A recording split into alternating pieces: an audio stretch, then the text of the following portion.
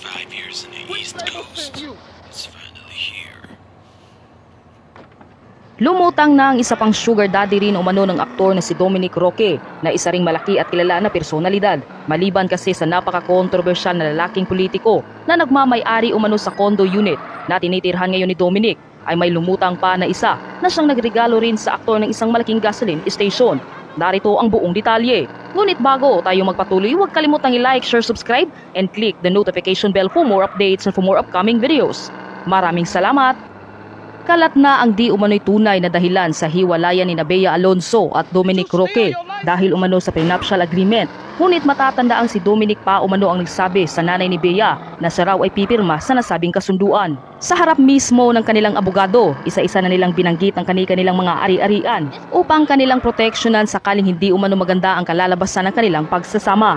Ngunit sa kalagitnaan nito ay nagulat umano si Bea Alonzo, lalo na ang kanyang pamilya, nang sabihin ni Dom na may gasoline station umano ito na kanyang pagmamay-ari. Nagtaka man umano si Bea dahil sa tagal na ng kanilang relasyon habang magkasama ay hindi pa umano kailanman binanggit ni Dominic sa kanya na may gasoline station ito. Ito umano ang dahilan kung bakit pinaiimbestigahan ng pamilya ni Bea si Dominic. Dito ay nalaman umano nila na ang gasoline station na ito ay bigay pala umano kay Dominic sa isang lalaking maimpluwensya at kilalang personalidad. Natuklasan rin umano nila ang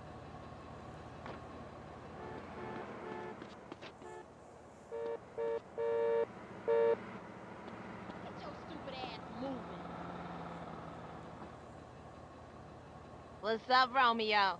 Hey, pretty lady. Let's get something to eat. All right, for sure. iba pang pass ni Dominic, kaya ito umano ang isa sa pinakamalaking dahilan kung bakit biglaang kumalas si Bea sa kasal nila ng kanyang fiancé na si Dominic dahil tila hindi na umano ito masikmura ng aktres. So, ito na nga mga Mars, no?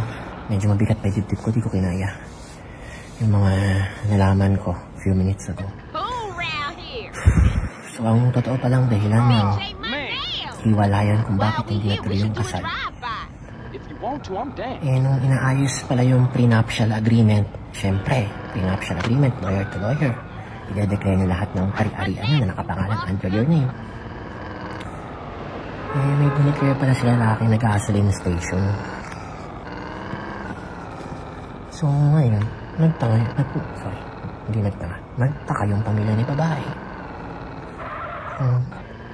Saan galing tong gasoline station na to eh? Wala ka naman kita, model-modelan ka lang naman eh. Paano ka nakapagpundar ng gasoline station? Eh, pinaimbestigahan ngayon ng pamilya ni babae si lalaki. Doon pala nagsimula ang investigation. Ito pala yung tinutukoy ni Madam Christy Permin. So, nung nag-iimbestiga sila, they found out that this gasoline station ay bigay sa kanya ng isang bakla.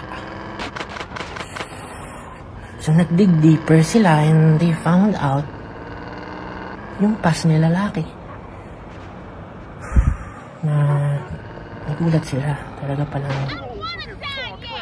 ano siya before ng mga anis. Kasi nga walang-wala eh. Tapos yung isang mayaman na Juding, pinigyan siya ng gasoline station. Kung sino yun, hindi ko na lang pwede bangitin dito. Just some hood rat, CJ. Yeah, this is really interesting.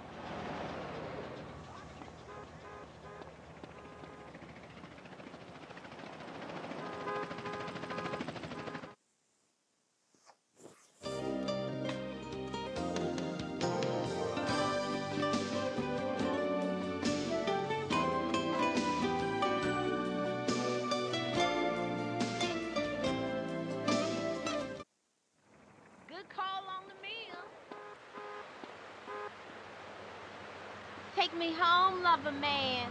Better treat me good, not like a rat. Keep talking. Get your bitch ass out of my way.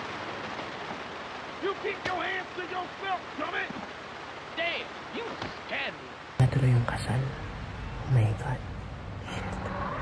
Naglabas rin ng kani-kanilang komento ang ilang mga netizens ukol sa isyong ito. Ipinagtanggol rin ng ilang netizens sa aktor. Pag may nagbigay ba ng high-end condo, ibig sabihin ba nun may kapalit na nangyari? Hindi ba pwedeng dahil may naitulong ka kaya niregaluhan? Sagot naman ng isang netizens, girl, since 2017 pa namamakla na si Dom. Binigyan siya ng friend ko ng mamahaling gamit, pera pati ibang sponsors. Pinapatunayan naman ito ng isa pang netizens. Yes po, lalo na mga high-class na celebrity. Binibigyan sila ng mga dirty politics ng allowance. Sponsored po sila. Dito na tayo sa politiko. Sinabi ko nga po kanina na 2 senador po ang tumawag sa akin, si Senator Raffy Tulfo at si Senator Jinggoy Estrada. Natural lamang po na reaksyon yan ng mga politiko ngayon.